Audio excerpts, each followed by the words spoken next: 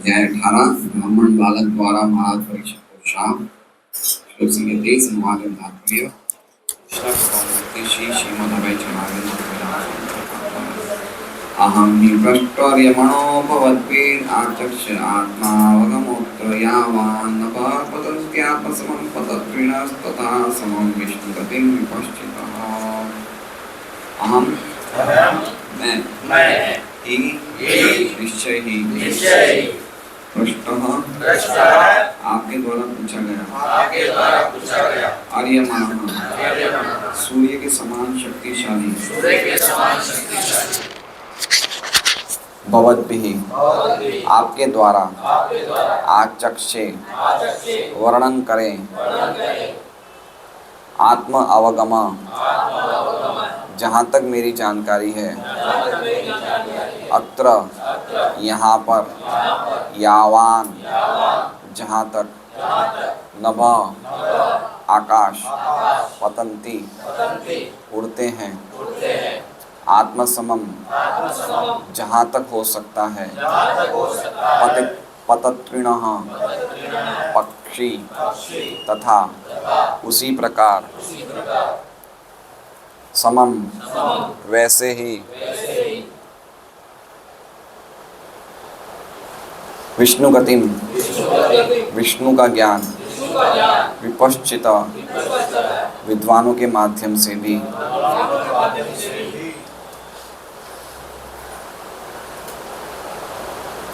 अनुवाद। हे सूर्य के समान शक्तिशाली ऋषियों, मैं आपको अपने ज्ञान के अनुसार विष्णु की दिव्य लीलाओं के वर्णन करने का प्रयत्न करूंगा। जिस प्रकार पक्षी आकाश में उतनी ही दूर तक उड़ते हैं जितनी उनमें क्षमता होती है, उसी प्रकार विद्वान भक्तगण भगवान की लीलाओं का वर्णन अपनी अपनी अनुभूति के अनुसार करते हैं। ओम अज्ञानतिमिरान्धस्य ज्ञानाञ्जनशलाकया चक्षुरुन्मीलितं येन तस्मै श्रीगुरवे नमः। नाम श्रेष्ठमनुमपि शचीपुत्रमत्र स्वरूपं रूपं तस्याग्रजमुरुपुरीं मातुरीं गोष्ठवाटीं राधाकुण्डं गिरिवरम् अहो राधिका माधवाशां प्राप्तो यस्य पतितकृपया श्रीगुरुं तं नतोऽस्मि। वंदेहं श्रीगुरौ श्रीयुतपदकमलं श्रीगुरुन् वैष्णवांश्च श्रीरूपं सगरजातं सैकण्डगुणान्वितं तं सजीवं साद्वैतं सावधूतं परिजनसहितं कृष्णचैतन्यदेवं श्रीराधाकृष्णपादान् सैकण्डललिता श्रीविशाखान्वितां च गुरुवैष्णवभगवान् तीने स्मरणाय विघ्नविनाशन् अनायासोय निर्वाञ्छितपूरणं। हरे कृष्णा कृष्णा कृष्णा हरे हरे हरे राम राम राम हरे। सभी भक्तों का भागवतम क्लास में स्वागत है। तो सूत गोस्वामी से जो पूछा गया था उनको बोलना वो शुरू कर रहे हैं। इसके पहले श्लोक में हमने देखा कि किस प्रकार भगवान अनंत के बारे में सूत गोस्वामी कह रहे हैं कि भगवान अनंत जो हैं वो अपने गुण अनंत गुण अपने अनंत भक्तों में प्रकट करते हैं। ठीक है। और फिर उन्होंने उदाहरण दिए कि शिव जी, ब्रह्मा जी, लक्ष्मी जी ये सब भी भगवान की सेवा में सदैव लगे रहते हैं और अपने आप को शिव जी, ब्रह्मा जी, भौतिक जगत के जितने भी लोग हैं भौतिक जगत में सब अपने आप को जगत के साथ पवित्र करते हैं। ये हमने सुना था। और कल के श्लोक में हम लोग एक बार कहेंगे कल का श्लोक क्या था। यत्रानुरक्ता सहसेव धीरा व्यपोय देहादिषु संगमूढ़ं प्रजन्ति तत्पारमहंस्यम् अंत्यं यस्मिन् अहिंसा पशमः स्वधर्मः। बहुत सुंदर था कल का श्लोक। यत्रानुरक्ता सहसेव धीरा। क्या अर्थ है सत्यराज प्रभु इसका? पुरुष अनुरक्त रहते हैं वो धीरे धीरे आसक्ति और विरागी परमानंद अवस्था में आ जाते हैं। धीरे धीरे नहीं, एक झटके में। देखिए क्या लिखा है श्लोक, शब्द क्या लिखा है, सहसेवा। सहसेवा का मतलब क्या हुआ? एकाएक। एकाएक मतलब समझ रहे? हाँ। फिर आगे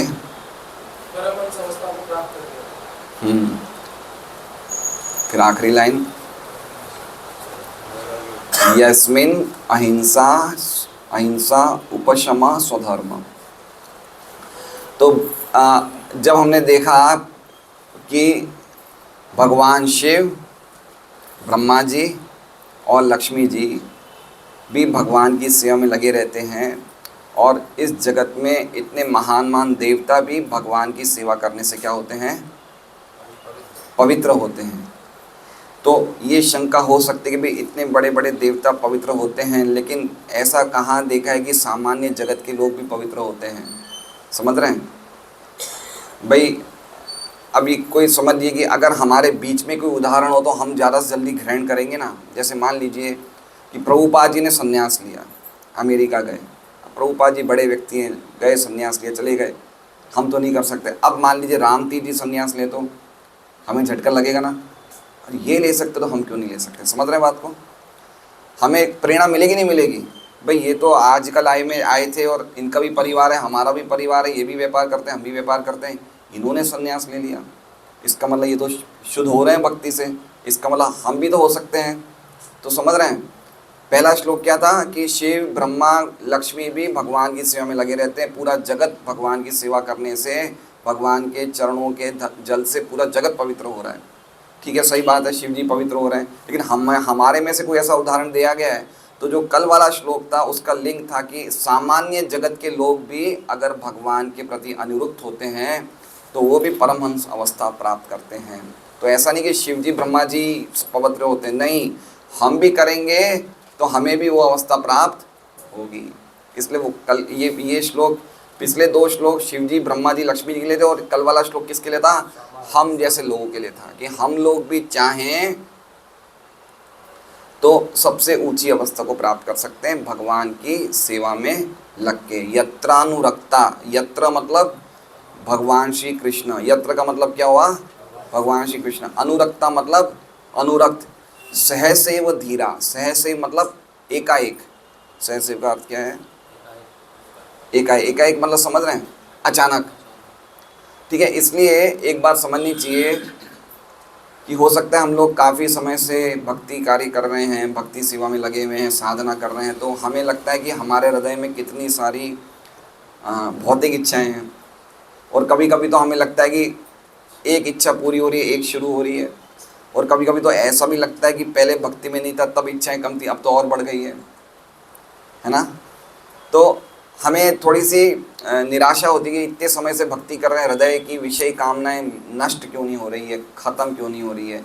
लेकिन हमें करते रहना चाहिए, क्योंकि ऐसी चीज़ें कब ख़त्म होगी? सहसेवा, एकाएक ही ख़त्म हो जाएगी। हमें पता ही नहीं चलेगा किस तरह से मटेरियल डिज़ायर्स या हमारी विषय कामनाएं पूरी तरह से एग्जॉस्ट हो गई, स्टॉक पूरा ख़त्म हो गया। क्योंकि हम जब भक्ति करते हैं तो हमारे काम, क्रोध, लोभ, जितने भी हमारी गंदगी है वो क्या होती है? निकलना शुरू हो जाती है। तो कचरा निकलता है, निकलता है, निकलता है, निकलता है, फिर एक बार क्या होता है, एक दिन क्या होता है, पूरा स्टॉक अंदर का ख़त्म हो जाता है। सहसेव, सहसेव मतलब समझ रहे हैं, पूरा गंदगी कचरा साफ हो गया। तो जब हम भक्ति में आते तो कभी कभी हमें लगता है कि हमारी भौतिक इच्छाएं बढ़ गई है, कामनाएं बढ़ गई है, क्रोध बढ़ गया है, तो क्या हो रहा है, वो कचरा बाहर निकल रहा है, उसे निकलने दो, उसके बीच में हाथ मत डालो। ठीक है, सहसेवा, जो व्यक्ति भगवान की सेवा में अनुरक्त है, लगा हुआ है, सहसेवा, उसके एकाएक व्यपोह्य, व्यपोह्य मतलब छूट जाएंगे, अलग हो जाएंगे। लेकिन कैसे व्यक्ति के होते हैं? धीरा, धीरा मतलब जो आत्म संयमी होता है। धीरा का अर्थ क्या हो गया? भगवान की भक्ति में हमेशा कौन लगा रहेगा? जो धीर होगा। धीर की डेफिनेशन क्या है? धीर का अर्थ होता है कि जो 6 वेग हैं उनको टॉलरेट करता है, उसे क्या बोलते हैं? धीर। वाचो वेगम, क्रोध वेगम, मनसो वेगम, जीवा वेगम, उदर वेगम, उपस्थ वेगम। जो वेग होने की बावजूद उनको टॉलरेट कर दे। जैसे मान लीजिए कि अभी मुझे बहुत ज़्यादा भूख लग रही है, तो कुछ टॉलरेट कर लो भाई, आ रहा है प्रसाद, है ना? या किसी ने बहुत कुछ ज़्यादा बोल दिया, उसमें मुझे भयंकर गुस्सा आ रहा है, तो टॉलरेट कर लो। तो जो ये 6 वेगों को सहन कर लेता है वो कौन है? धीर, आत्म संयमी। तो आत्म संयमी व्यक्ति भगवान में चरणों में अनुरक्त रहता है और एकाएक व्यपोय, व्यपोय मतलब एकाएक छूट जाते हैं। क्या छूट जाते हैं? देहादिषु संगम ऊढ़म। देहादि, देह आदि, देह आदि मतलब स्थूल शरीर और सूक्ष्म शरीर में संगम, जो हमारा अटैचमेंट है कैसा है? ये ऊढ़म। ऊढ़म मतलब बहुत ही मतलब जिसे कहते हैं ना, बहुत ही पक्का अटैचमेंट है। किसमें हमारा अटैचमेंट है? देहादिषु संगम ऊढ़म। देह मतलब स्थूल शरीर, प्रभुपाद अर्थ में क्या लिख रहे हैं? देह आदिशु का मतलब क्या हो गया? स्थूल तथा सूक्ष्म मन से संबंधित जो हमारी आसक्ति है, बहुत ही ऊढ़म का मतलब बहुत ही अंदर तक, जिसे कहते हैं ना बैठी हुई है, जैसे बोलते हैं बिल्कुल प्रगाढ़ आसक्ति है।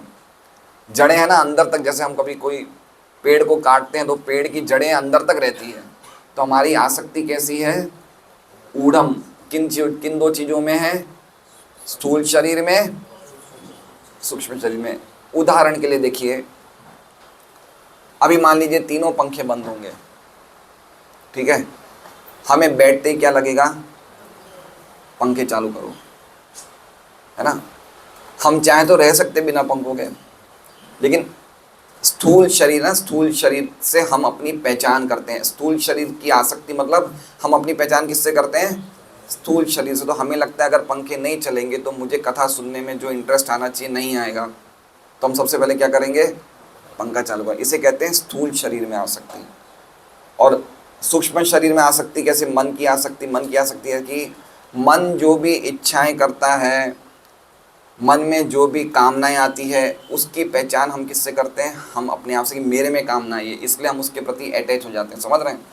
जैसे मान लीजिए कि मैंने दिनेश जी को कहा कि आप बिल्कुल नालायक हो, तो इनका अपमान हुआ नहीं हुआ? अपमान और मान किसको लगता है? मन को। अब इन्होंने, इनका अटैचमेंट अपने सूक्ष्म शरीर से, तो इनको क्या लगेगा? मेरा अपमान हुआ। इनका अपमान नहीं हुआ है।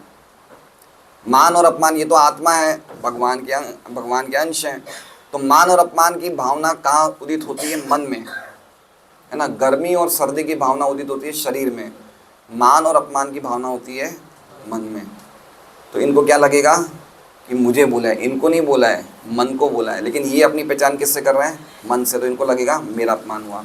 तो स्थूल और सूक्ष्म मन की जो हमारी आसक्ति है वो छूट जाती है। किसके द्वारा? धीर व्यक्ति के द्वारा। कैसे? अचानक ही छूट जाती है। कैसे? उसे क्या करना पड़ेगा? यत्रानुरक्ता, खाली भगवान श्री कृष्ण के चरण कमलों में उसे लगा रहना पड़ेगा, सेवा में लगा, अनुरक्त रहना पड़ेगा। सेवा के लिए मना नहीं करना चाहिए, लगे रहना चाहिए। फिर क्या होगा? तो कह रहे हैं व्रजंती तत्पारमहंस्यम अनंत्यम। व्रजंती मतलब चले जाते हैं। व्रजंती का अर्थ क्या बता रहे हैं? जाते हैं, मतलब एक व्यक्ति नहीं, बहुत सारे व्यक्ति गए हैं, है ना। ये उदाहरण बताया जा रहा है कि सामान्य लोग भी ये चीज़ों को कर सकते हैं। गीता जी का एक श्लोक है, वीतराग भय क्रोधा मन्मया मामुपाशिता। बहवो, बहवो मतलब बहुत सारे, ज्ञान तपस्या पूता मद भाव मागता। बहुत सारे लोग ज्ञान और तपस्या के द्वारा मेरे भाव को प्राप्त हुए हैं। इसलिए व्रजंती का अर्थ है बहुत सारे लोग जा सकते हैं, हम भी जा सकते हैं, है ना। हम भी जा सकते हैं अगर चाहें तो। कहाँ जाते हैं? तत्, तत् मतलब उस जगह। कौन सी जगह? पारमहंस्यम, पारमहंस्यम अनंत्यम। परमहंस अनंत, अंत्यम, अंत्यम मतलब जो सिद्धि की सबसे हाईएस्ट लिमिट है। अंत्यम मतलब सबसे आखिरी सीमा है। क्या है सिद्धि की? परमहंस बनना। पहले क्या है? स्टेज है, पहले ब्राह्मण बनो, ब्राह्मण के बाद सभी वर्णों में सबसे ऊंचा ब्राह्मण है। ब्राह्मण से ऊंचे कौन है? सन्यासी हैं। सन्यासी में भी 4 कैटेगरी है ना। 4 कैटेगरी है, कुटीचक, बहुदक, फिर परिव्राजकाचार्य, और फिर सबसे चौथी अवस्था क्या है? परमहंस। तो परमहंस से मानता हूँ वो क्या चले जाते हैं? कौन सी अवस्था को पार कर जाते हैं? बहुत सारे लोग परमहंस अवस्था को पार कर जाते हैं। और उस अवस्था में क्या होता है? यस्मिन, यस्मिन मतलब उस अवस्था में अहिंसा उपशम स्वधर्म।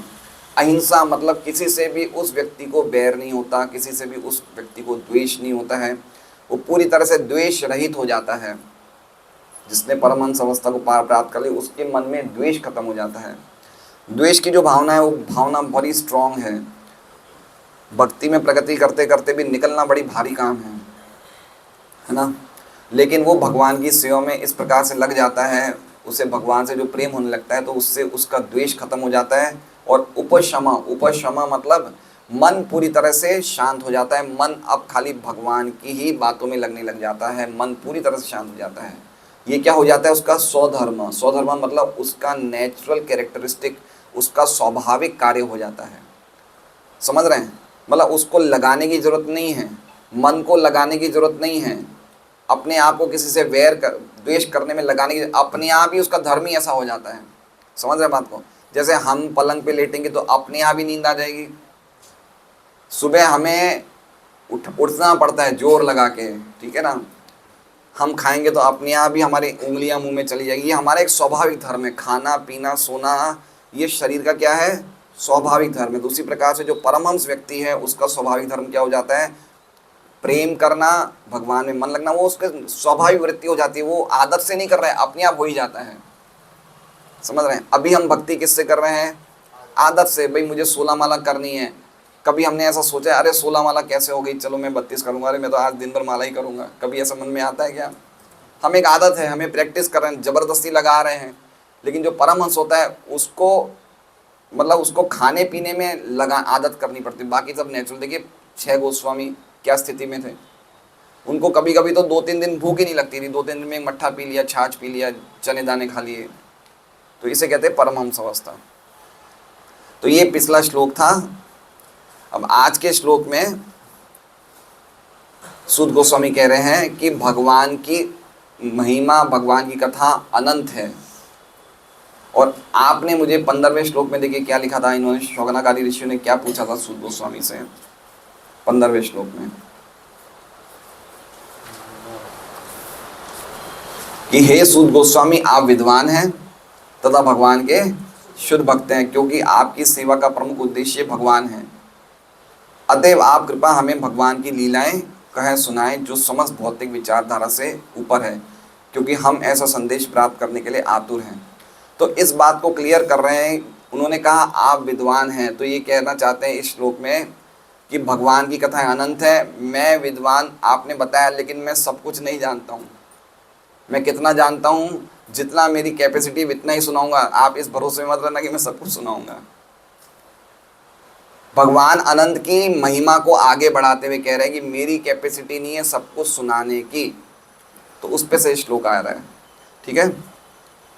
तो क्या कह रहे हैं, अहम ही पृष्ठो अर्यमणो भवद्भिः। अहम मतलब मैं, ही मतलब निश्चय ही, पृष्ठो मतलब पूछा गया हूँ। किसके द्वारा पूछा गया हूँ, भवद्भिः आप लोगों के द्वारा। आप लोग कैसे हैं, तो कह रहे हैं अर्यमणो। अर्यमणो मतलब आपके जो चेहरे हैं सूर्य की तरह देदीप्यमान है। आपके चेहरों पे सूर्य जैसा तेज है। अर्यमणो किसको कह रहे हैं, सभी ऋषियों को, कि आपके चेहरे कैसे हैं, सूर्य जैसे तेजस्वी हैं। और मैं आपके द्वारा पूछा गया हूँ, आपने मेरे से कुछ पूछा है। भवद्भिः आचक्ष, मैं कहूँगा, मैं वर्णन करूँगा। कितना करूँगा, आत्मावमगो, आत्मावगमो यावान। यावान मतलब जहाँ तक मुझे ज्ञान है। यावान का अर्थ क्या हो गया, जहाँ तक मैंने समझा है। आत्मा अवगमो, आत्मा मतलब मैंने, और अवगमो मतलब मैंने जितना ग्रहण किया है। किसके बारे में, अत्र, अत्र मतलब भगवान कृष्ण की, भगवान विष्णु की लीलाओं के बारे में जहाँ तक मैंने ज्ञान को अर्जित किया है, जहाँ तक मैंने उसको ग्रहण किया, इतना ही सुनाऊंगा। आज तक समझ लिया।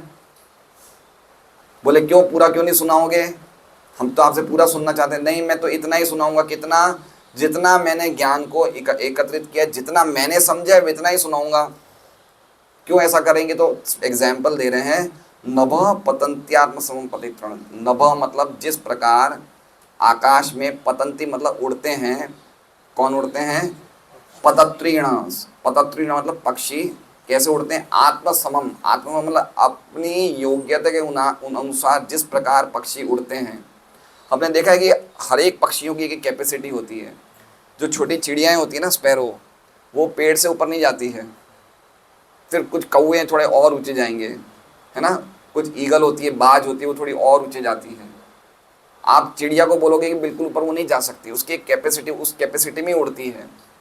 तो अलग अलग बाज है, बाज बहुत ज़्यादा उड़ता है, वो बहुत ऊंचे तक उड़ सकता है ना। तो इस प्रकार से अलग अलग पक्षियों की अलग अलग कैपेसिटी थी उड़ने की। लेकिन ऐसा नहीं है कि चिड़िया मना कर दे उड़ने को। क्यों मना कर दे कि मैं तो ज़्यादा नहीं उड़ सकती इसलिए मैं उड़ूंगी ही नहीं, उड़ती तो है वो भी।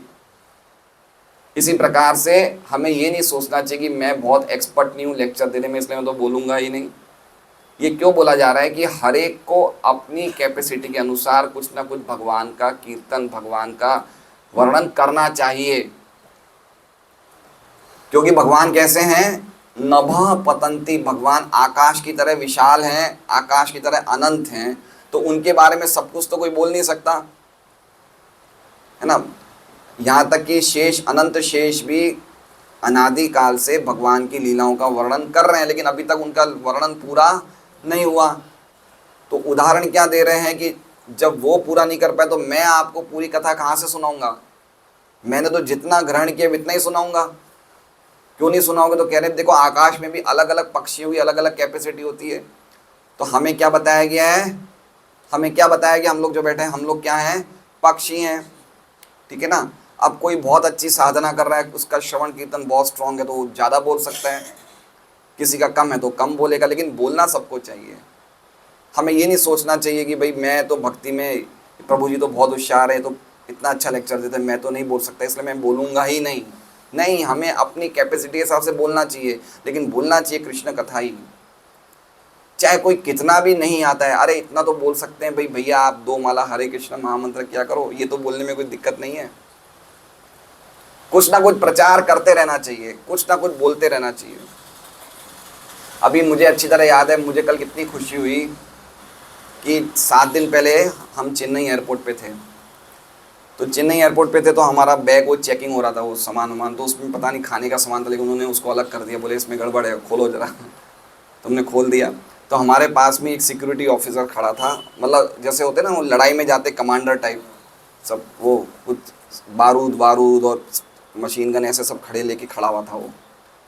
तो वो जब तक बैग चेक कर रहा था दूसरा सिक्योरिटी ऑफिसर, तो मैंने उन्हें, मेरे पास वो भागवतम का येलो कलर का ब्रोशर था, तो मैंने बोला हरे कृष्णा, तो उसने भी हरे कृष्णा बोला। तो मैंने बोला आपका नाम क्या है? बोले मेरा नाम चित्तरंजन पात्रो है। पात्रो मतलब उड़ीसा का था, लंबा चौड़ा अच्छी खासी सब बॉडी तो होती है इनकी। तो मैंने बोला कि आप तो जय जगन्नाथ वाले? बोले हाँ हम बिल्कुल जय जगन्नाथ वाले हैं। फिर मैंने उन्हें भागवत जी के बारे में समझाया, तो उसने कहा कि अब वो क्या खुल के बात नहीं कर सकते क्योंकि वो ऑलरेडी सब देखते हैं ना, एयरपोर्ट में सीसीटीवी कैमरा लगे हुए, उनका तो काम ही पूरा चेक करने का, ध्यान रखना है। तो उसने मुझे कहा, मैंने उसे समझाया कि ऐसे भागवत है आपके घर में रहनी चाहिए, 18,000 श्लोक है, 8,000 रुपये का पूरा सेट है, आपको अगर उड़िया भाषा में चाहिए तो वो भी मिलेगा। बोला ठीक है आप मेरे अपना नंबर दे दीजिए। तो मैंने उससे कहा कि आप अपना नंबर बोलिए मैं फ़ोन मिलाता हूँ, तो उन्होंने अपना नंबर दे दिया। ये बात थी आज से 7-8 दिन पुरानी, चेन्नई एयरपोर्ट में थी। अब उसने कहा कि मैं आपको बताऊंगा। अब उसके अगले दिन से मैंने उनको रोज़ फ़ोन व्हाट्सएप करना शुरू कर दिया, कुछ भागवतम के मैसेज भेजने शुरू कर दिए, कुछ फ़ोटोज़ भेजनी शुरू कर दी। मैंने बोला आप अपना एड्रेस भेजिए, मैं पक्का भेजूँगा। तो बोले कि हाँ भेजता हूँ। उसने भेजा नहीं। मैंने बोला मैं आपको किस्तों में देने को तैयार हूँ, आप तो इतने बड़े ऑफिसर हैं, आप देश की सेवा कर रहे हैं, तो हमारा भी मन करता है कि आप कुछ भगवान के बारे में जानें। तो कल उसका मैसेज आ गया, बोला आपका QR कोड भेजिए, मैं पैसा देना चाहता हूँ और ये मेरा एड्रेस है, चेन्नई एयरपोर्ट, ये वो ये सब आएगा। बोले उड़िया भाषा में भेज देना। तो समझने का आप पॉइंट समझ रहे हैं, कुछ ना कुछ बोलते रहना चाहिए अपनी कैपेसिटी के हिसाब से। जितना भगवान ने हमें मति दी है, जितनी हमें बुद्धि दी है, बोलना सबको चाहिए। ऐसा नहीं समझना चाहिए कि भाई प्रभुपाद ही प्रचार कर सकते हैं, उनको शक्ति नहीं। हमें सबको भगवान ने शक्ति दी है, उनको हम प्रचार नहीं कर सकते तो प्रभुपाद जी को सहयोग कर सकते हैं, हेल्प कर सकते हैं। कुछ ना कुछ करते रहना चाहिए, खाली नहीं बैठना चाहिए कि मेरे से तो नहीं हो सकता है, ऐसा नहीं समझना चाहिए। भगवान कुछ भी कर सकते हैं, भगवान अनंत है, भगवान की महिमा अनंत है, लेकिन बोलना चाहिए। तो क्या कह रहे हैं, नभः पतंती आत्मसमम पतत्विनस, जिस प्रकार आकाश में अपनी शक्ति के अनुसार पक्षी उड़ते हैं, पतंती मतलब उड़ते हैं, तथा मतलब उसी प्रकार, समम अपनी शक्ति के अनुसार, विष्णु गतिम भगवान विष्णु की लीलाएं, विपश्चित जो समझदार व्यक्ति वो बोलता है ना। भगवान विष्णु की लीलाएं कोई बुद्धू नहीं बोल सकता। विपश्चित का मतलब क्या हो गया, ज्ञानी। मूर्ख व्यक्ति भगवान विष्णु की कथाओं का वर्णन नहीं कर सकता। विष्णु गतिम मतलब भगवान विष्णु की कथा, भगवान विष्णु के बारे में ज्ञान या भगवान विष्णु की लीलाओं का वर्णन कौन कर सकता है? विपश्चिता, है ना। अब हम नहीं बोलेंगे तो कौन बोलेगा बताइए। हमें आशा है कि कोई व्यक्ति जो राह पे चलता व्यक्ति वो भगवान की कथा बोलने का योग्य अधिकारी नहीं। भगवान हमें एक हमें सुविधा दे रहे हैं कि हम लोग इस चीज़ को ग्रहण करें, ये अवसर को हम ग्रहण करें कि हमें भगवान की कथाएं बोलने को मिल रहा है, तो हमें बोलना चाहिए। तो ये श्लोक बहुत सुंदर है। हम वापस समझने का प्रयास करते हैं कि मैं, हे सूर्य के समान देदीप्य ऋषिगण, मैं आपके द्वारा पूछा गया हूँ और मैं अवश्य ही वर्णन करूँगा। जितना मैंने ज्ञान प्राप्त किया भगवान कृष्ण की लीलाओं में उसके अनुसार ही मैं बोलूँगा। जिस प्रकार आकाश में पक्षीगण उड़ते हैं अपनी अपनी शक्ति के अनुसार, उसी प्रकार जो विपश्चित हैं, जो ज्ञानी व्यक्ति हैं, अपनी अपनी अनुभूति के अनुसार भगवान विष्णु की लीलाएं बोलते हैं। इसलिए मैं आपको सब नहीं बता पाऊंगा, थोड़ा बहुत बता पाऊंगा। सबके लेवल अलग अलग होते थे कि भक्ति सिद्धांत सरस्वती ठाकुर लेक्चर देते तो कभी कभी 6-6 घंटा बोल देते थे। उनका एक अलग ही लेवल है, वो रुक ही नहीं सकते, है ना। 6 घंटा बोलना एक साथ लगातार। सुखदेव गोस्वामी का क्या लेवल है? 7 दिन लगातार कहा उन्होंने, है ना। सूत गोस्वामी का लेवल सुखदेव गोस्वामी जितना नहीं होगा, लेकिन ऐसा तो नहीं कि वो बोल नहीं सकते, वो भी बोल ही रहे हैं, वो भी इतने महान भक्त हैं। तो हर एक के लेवल अलग अलग होंगे। हम उन लेवल तक पहुंच नहीं सकते हैं क्योंकि भगवान अनंत है, कोई नहीं पहुंच सकता है। वक्रेश्वर पंडित है, चैतन्य महाप्रभु के पार्षद थे, 72 घंटे तक नृत्य करते थे। अब ऐसा तो नहीं लिखा है कि 7 दिन तक करते थे, कितने देर तक करते थे, तो उनकी भी एक लिमिट है ना। तो कहने का मतलब भगवान का वर्णन करने के लिए भगवान का वर्णन क्या है? अनलिमिटेड है। इसलिए वो अनंत शब्द भी बोला जा रहा है। वो अनंत जो 3 शब्द थे ना अनंत इस श्लोक में, उसी पे महिमा गाई जा रही है। लक्ष्मी जी के श्लोक के द्वारा, ब्रह्मा शिव के श्लोक के द्वारा, ये इसके पिछले श्लोक के द्वारा कि अनंत की भक्ति करने से व्यक्ति परमहंस बन सकता है। और इस श्लोक में भी वो अनंत का पूरा वर्णन मैं करने में योग्य नहीं हूँ। जहाँ तक मेरी बुद्धि जाएगी मैं वहाँ तक बोलूँगा, ये मतलब है।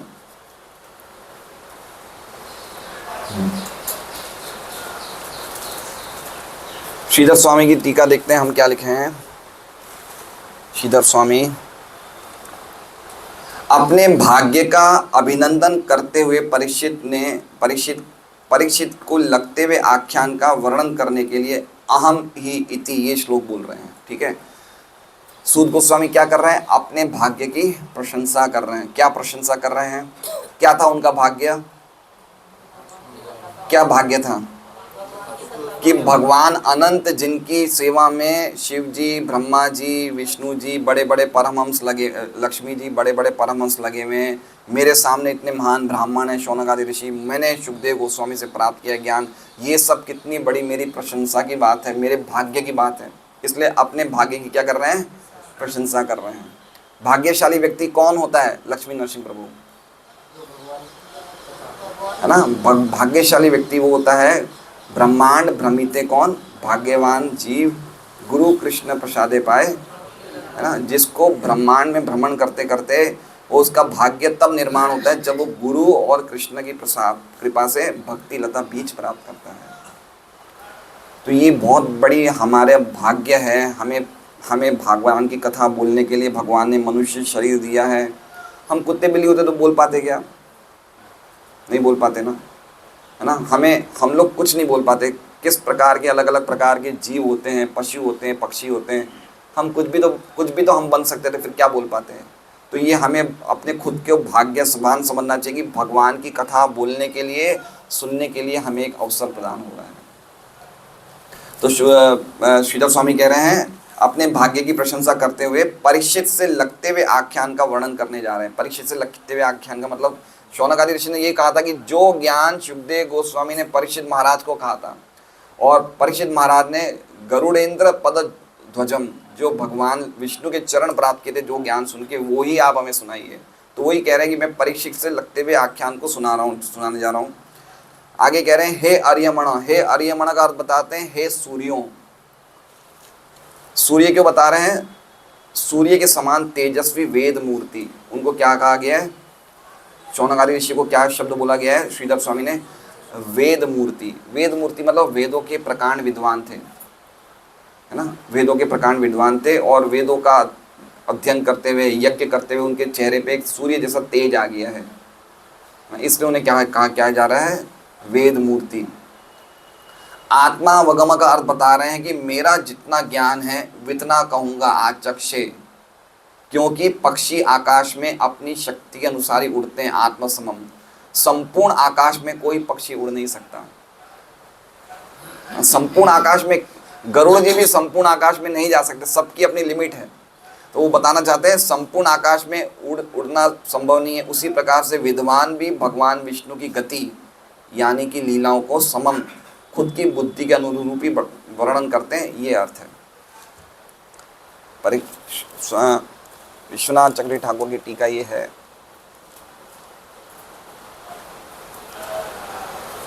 आप बहुत सूर्यों की तरह हैं। अपने भाग्य की प्रशंसा करते हुए सूत गोस्वामी बोलना शुरू करते हैं परीक्षित महाराज के बारे में। अब ये इस श्लोक के बाद कल से वापस कथाएं शुरू हो जाएगी, ठीक है।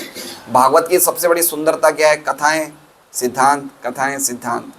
तो हम सिद्धांत बहुत बहुत सुनेंगे तो हमें लगेगा सिद्धांत ही सिद्धांत है। तो अभी भगवान महिमा की इतना वर्णन हो रहा था, अब क्या होगी, स्टोरी शुरू हो जाएगी।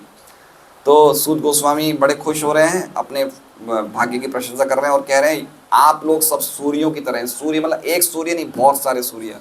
कितने सूर्य थे, 88,000 ऋषि तो सबको सूर्य बोल रहे हैं। एक ब्रह्मांड में कितने सूर्य हैं दीपिका माता जी, एक है, बहुत सारे हैं। हाँ, सूर्य कितने हैं नरपत जी, एक ब्रह्मांड में कितने सूर्य हैं, एक सूर्य है ना। मॉडर्न एजुकेशन क्या बताती है कि जितने तारे हैं सभी सूर्य हैं, है ना। और वैदिक एजुकेशन क्या बताती है कि तारे की गिनती चंद्रमा में आती है, सूर्य में नहीं आती है। नक्षत्राणाम अहम शशि, तारों में मैं चंद्र हूँ। तो तारों की गिनती हम सूर्य से नहीं कर सकते, चंद्र से कर सकते हैं। तो सूर्य एक है, तो बहुत सारे सूर्य की तरह आप लोग के चेहरे देदीप्यमान है। मैं बोलूँगा लेकिन जितना मैंने समझा है उतना बोलूँगा। कितना बोलूँगा, जितना मेरे दिमाग में बैठा है, जितना मैंने समझा है उतना बोलूँगा। उसी प्रकार जिस प्रकार से पक्षी आकाश में अपनी शक्ति के अनुसार उड़ते हैं, ना कि वो सबसे ऊंचे चले जाते हैं। एक नई बात जोड़ा, क्या कह रहे हैं, कोई भी पक्षी सबसे ऊपर नहीं जा सकता, उसकी एक क्षमता है। इसी तरह से वो लोग भी जो बहुत बड़े विपश्चित हैं, जो भगवान की लीला को जानते हैं, वो भी पूरी तरह से नहीं जानते हैं, अपनी बुद्धि के अनुसार ही समझते हैं। भगवान की लीला को पूरी तरह से कोई नहीं समझ सकता है। हम भक्ति कर रहे तो ऐसा नहीं कि हम भगवान के बारे में सब कुछ जान जाएंगे, लेकिन ये है कि थोड़ा बहुत हमें नॉलेज मिल जाएगा। जितना नॉलेज बिना भक्त को, अभक्त को नहीं मिल पाता, उतना हमें मिल जाएगा। प्रभुपाद का तात्पर्य पढ़ते हैं।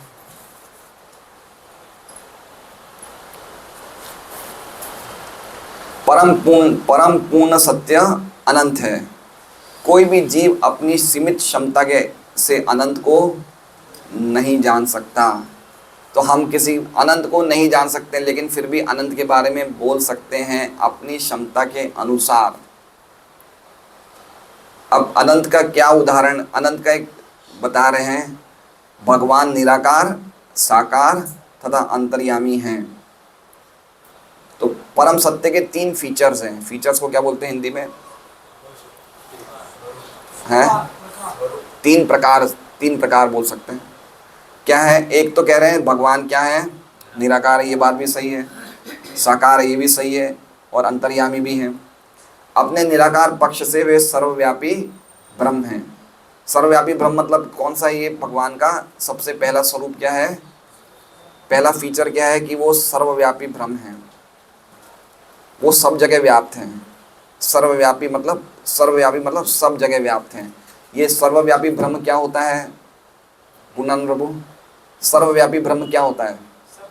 हाँ, सब जगह तो होता है, लेकिन है क्या ये? निराकार है, उसकी कोई रूप नहीं है, सर्व जगह व्याप्त है, लेकिन है क्या वो?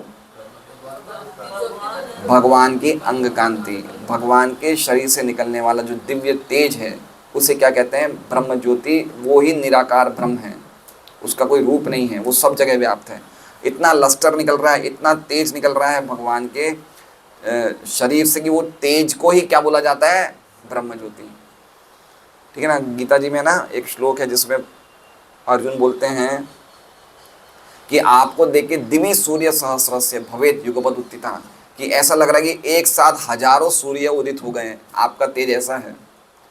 निराकार ब्रह्म ज्योति में भी ऐसा तेज है। ब्रह्म ज्योति मतलब बिल्कुल बिल्कुल चमकती हुई, हम देख नहीं सकते ब्रह्म ज्योति की, इतनी जबरदस्त लाइट है।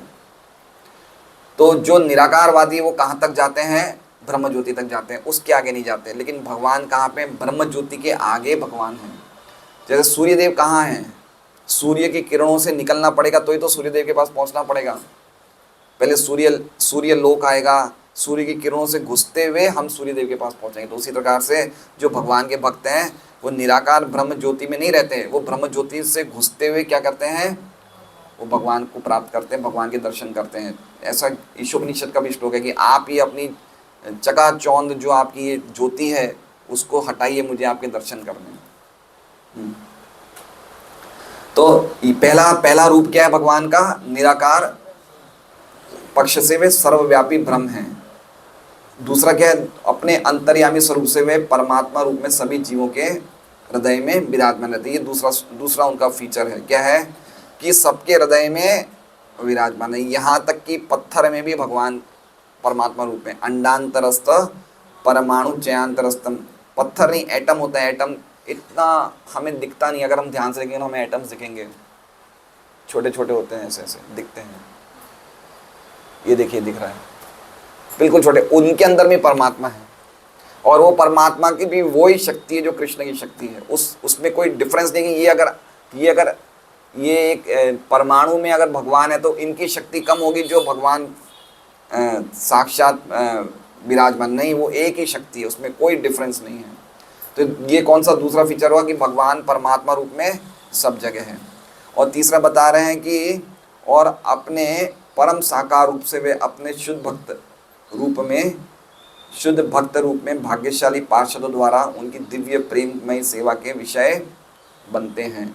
और तीसरा क्या है कि साक्षात षड ऐश्वर्यपूर्ण भगवान जो भक्तों की सेवा स्वीकार करते हैं।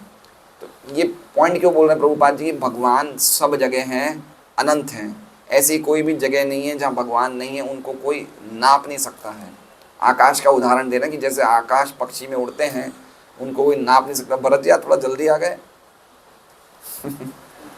ठीक है, आपने पिक्चर की टिकटों की व्यवस्था करी इसलिए मैं बोलूँगा नहीं आज, लेकिन रोज नहीं चलेगा लेट। अब तो हमारी कथा संपूर्ण होने आ रही है। तो अपनी दिव्य प्रेम में सेवा के विषय बनते हैं। इन विभिन्न स्वरूपों में भगवान की लीलाओं का आंशिक अनुमान बड़े बड़े विद्वान भक्ति लगा पाते हैं। अब हम लोग जो कथा बोल रहे हैं और कथा सुन रहे हैं और जो भक्ति कर रहे हैं, ये गुण हमें कौन दे रहा है? हमने एक श्लोक देखा था ना, अनंत महद गुणत्वात्, भगवान अपने भक्तों को अलग अलग गुण देते हैं। तो हम ये वर्णन कर रहे हैं, सुन रहे हैं, भक्ति में लगे, तो ये गुण किसने दिया? भगवान ने दिया। इसका अर्थ है अनंत। अनंत मतलब जो कुछ भी हमें चाहिए सब कुछ किससे मिल रहा है? कृष्ण से मिल रहा है। अतः शील सूत गोस्वामी ने अपनी अनुभूति के अनुसार भगवान की लीलाओं का वर्णन करने का जो कार्यभार अपने ऊपर लिया है वो उचित ही है। वास्तव में स्वयं भगवान ही अपना वर्णन कर सकते हैं और उनके विद्वान भक्त भी उनका उतना ही वर्णन कर सकते हैं जितने के लिए वे उन्हें शक्ति प्रदान करते हैं। तो कृष्णा शक्ति बिना नहीं तार प्रवर्तन, तो भगवान की शक्ति से ही हम कुछ भगवान के बारे में बोल पा रहे हैं। और भगवान क्या वर्णन करते हैं अपना? भगवान ही अपना वर्णन कर सकते हैं। मतलब भगवान क्या चीज़ बताते हैं, क्या चीज़ का वर्णन करते हैं भगवान? भागवत धर्म का, है ना। अलग अलग धर्म भगवान ने अलग अलग ऋषि मुनियों से बुलवाए हैं। जैसे वर्णाश्रम धर्म मनु ऋषि ने कहा है, लेकिन भागवत धर्म किसने कहा है? स्वयं भगवान ने कहा है। कौन सा है भागवत धर्म? गीता जी में कोई भागवत धर्म का श्लोक पता है क्या आपको? मिश्र भगवान प्रभु, गीता जी में भागवत धर्म का श्लोक कौन सा है? लक्ष्मी नरसिंह प्रभु, भागवत धर्म के बारे में गीता जी में कौन सा श्लोक बोला है भगवान ने? 18.60 मन मना भव मत भक्तो, है ना। ये बिल्कुल गुह्य ज्ञान कौन दे रहे हैं? भगवान खुद अपने मुख से बोल रहे हैं। बाकी सब ज्ञान उन्होंने अलग अलग बड़े बड़े ऋषियों से बुलाया होगा, पराशर ऋषि से बुलाया होगा, लेकिन ये जो सबसे गुह्य ज्ञान कौन बोल रहे हैं? भगवान अपने मुख से बोल रहे हैं। इसलिए कह रहे हैं कि भगवान स्वयं, भगवान ही अपना गुह्य बात खुद वर्णन करते हैं, और उनके विद्वान भक्त भी उतना ही वर्णन करते हैं जितने की शक्ति उन्हें प्रदान, मतलब कहने का मतलब कि अल्टीमेटली भगवत धर्म प्रचार करने की शक्ति कौन दे रहे हैं? भगवान ही दे रहे हैं। और हमें इस शक्ति को मिल रही है तो हमें उसका सदुपयोग करना चाहिए, उसको बोलना चाहिए, हर एक भक्त को बोलते रहना चाहिए। कीर्तनीय सदा हरि ही। अगर कोई नहीं हो तो कमरे में बैठ जाओ, बोलो, नाचो, कूदो, कुछ भी करो, लेकिन करते रहना चाहिए। भगवान से संबंधित श्रवण कीर्तन नित्य सदैव चलते रहना चाहिए। हरे कृष्णा। श्रीमद् भागवतम की जय। पांचके से हमें प्रयास करना चाहिए कि बोलना चाहिए, है ना। हम लोग सभी चिड़ियाएं हो सकते हैं, हम बिल्कुल ऊपर तक नहीं उड़े, लेकिन उड़ तो सकते हैं, हमारे पंख तो साबुत हैं, उड़ तो सकते हैं, है ना। तो हमें बोलना चाहिए, कुछ ना कुछ बोलना चाहिए। कोई भी भक्त यहाँ बैठे हैं, मेरे हिसाब से इतने समय से आ रहे हैं, 15 मिनट तो कुछ ना कुछ लेक्चर दे सकते हैं, क्यों नहीं दे सकते हैं? दे सकते हैं ना, 15-20 मिनट तो दे सकते हो। हम लेक्चर क्यों नहीं दे सकते हैं, है ना, बोल सकते हैं अपनी। अब मैं तो नहीं बोल रहा हूँ, अगर मैं ऐसा बोलूँगा 2 घंटा देना है तो कितने लोग सब ऐसे भागेंगे, कहने की जरूरत नहीं, लेकिन एटलीस्ट 15 मिनट, आधा घंटा ऐसे हम बोल सकते हैं। जितनी हमारी अनुभूति है, जितनी हमारी समझ है, उसके हिसाब से बोल सकते हैं। जैसे रिलैक्स को मतलब भक्ति करने गया था ब्रह्मा जी की, तो प्रहलाद महाराज गर्भ में थे, तो 36,000 वर्ष तक ऐसा है। तो प्रहलाद महाराज की उम्र 5 साल। ये क्वेश्चन उन्होंने भी पूछा व्हाट्सएप में, ब्रजवनेश्वरी माता जी ने, कि मुझे लगता है ये क्वेश्चन वायरल हो गया है। सब लोग पूछ रहे हैं चक्कर क्या है, ये आपस में भक्तों में काफी घूम रहा है। तो क्या प्रश्न था आपका? कि प्रहलाद महाराज तो छोटे थे, 5 साल के थे, माँ के गर्भ में थे, और हिरण्यकश्यप ने 36,000 साल तक तपस्या करी। इसका जवाब 7वां स्कंद का 7वें अध्याय का 14वें श्लोक में है, 7.7.14। वो जवाब ऐसा है कि कयादु नहीं चाहती थी कि जब तक मेरे पति नहीं है तब तक मैं डिलीवरी करूं, ठीक है ना। वो नहीं चाहती थी कि मेरी डिलीवरी पति के आने के बाद हो, अरे पति के आने के पहले हो, वो नहीं चाहती थी। वो ये चाहती थी कि मैं पति के आने के बाद ही बच्चा जन्म दूँ, तो तब तक उनके गर्भ में बच्चा रहा। आप देखिए उसमें अगर आपके पास हो तो उसमें लिखा है कि वो बच्चे को डिलीवरी देना नहीं चाहती थी। तो माँ नारद जी की कृपा से उनको कुछ शक्ति मिली थी कि तब तक उन्होंने बच्चे को गर्भ में रखा जब तक हिरण्यकश्यप नहीं आए। तो जब हिरण्यकश्यप आए तो उसके बाद डिलीवरी हुई।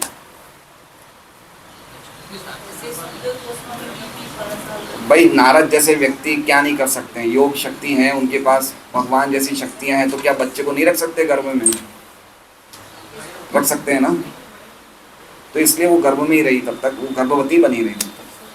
जहाँ तक मैंने श्लोक पढ़ा उसके हिसाब से मैं बोल रहा हूँ, जहाँ तक मैं समझाऊँ।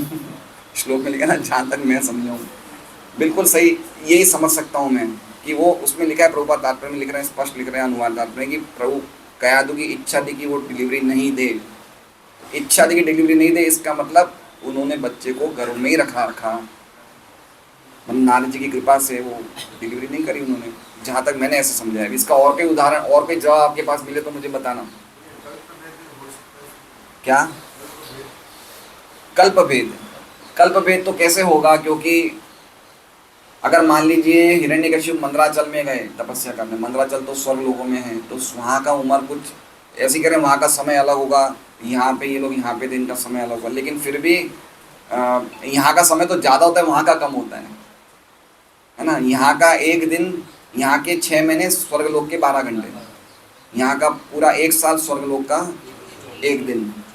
तो वहाँ तो कम होगा तो यहाँ ज़्यादा होगा, तो वहाँ तो ऑलरेडी 36,000 साल था, तो यहाँ पे 5 साल कैसे रहे? यहाँ तो और ज़्यादा होना चाहिए। तो कल्पभेद इसमें मुझे नहीं लगता है, जहाँ तक मुझे लगा यही लग रहा है। बाकी देखो हम पूछ सकते हैं किसी और कोई सीनियर डिवोटी से आए, वो क्या बोलते हैं।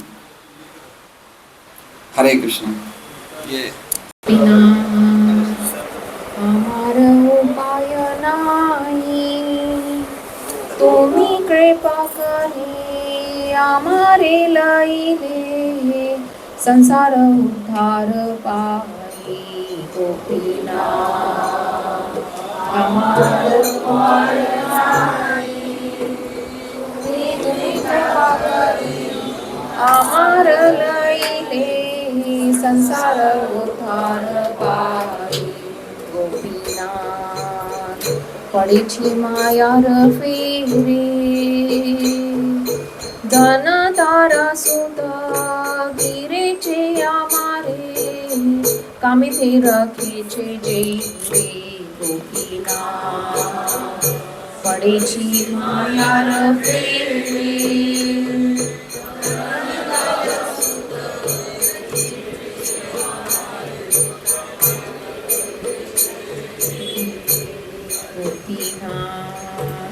मनहि पागल मोर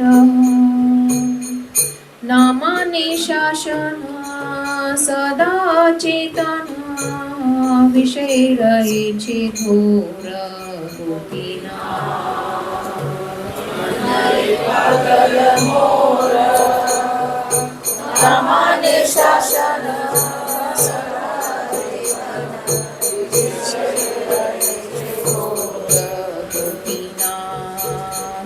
हारई मने छी आमी अनेक यतना हाई विफल एक न भरसा तुम्ही गोपीनाथ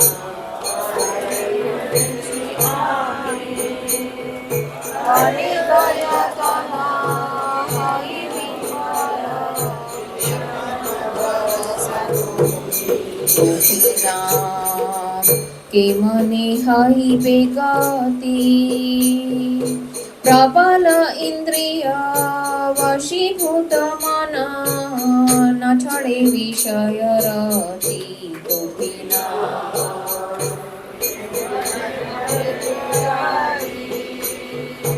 प्रबल इंद्रिय वशीभूत मन न छड़े विषय रति गोपीनाथ हृदय बसिया मोर मन के शमिया लह निज पाने गुजिबे पद घोर गोपीनाथ हृदय बसिया मोर मन के शमिया लह निज पाने गुजिबे पद घोर गोपीनाथ अनाथ देखिया मोरे तुमी ऋषिकेश ऋषि कदमिया तार हे संस्कृति घोरे गोपीनाथ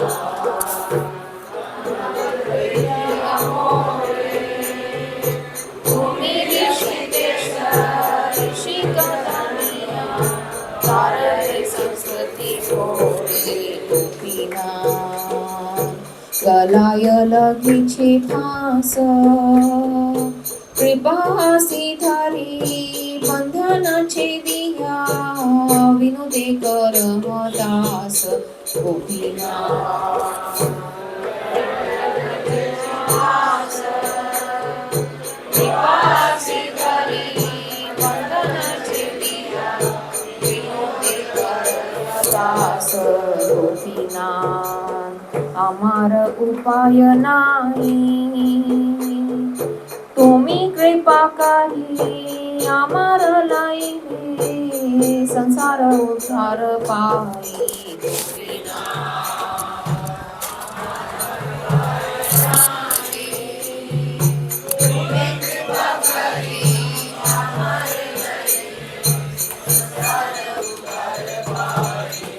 इस भजन का अनुवाद इस तरह से है। हे गोपीनाथ, मेरे पास कोई विकल्प नहीं है। यदि कोई कृपा पूर्वक मुझे अपना दास स्वीकार करे तो मेरा इस भवसागर से उद्धार हो जाएगा।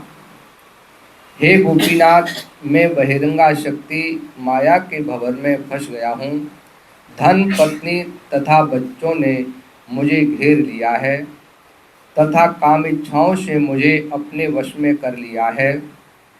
हे गोपीनाथ, मेरा मन लगभग पागल हो चुका है।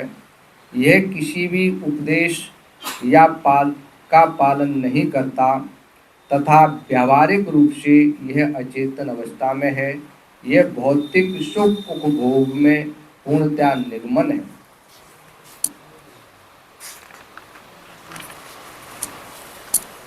हे गोपीनाथ, मैंने हार स्वीकार कर ली है। मेरे समस्त प्रयास विफल हो चुके हैं। अब आप ही मेरी एकमात्र आशा है।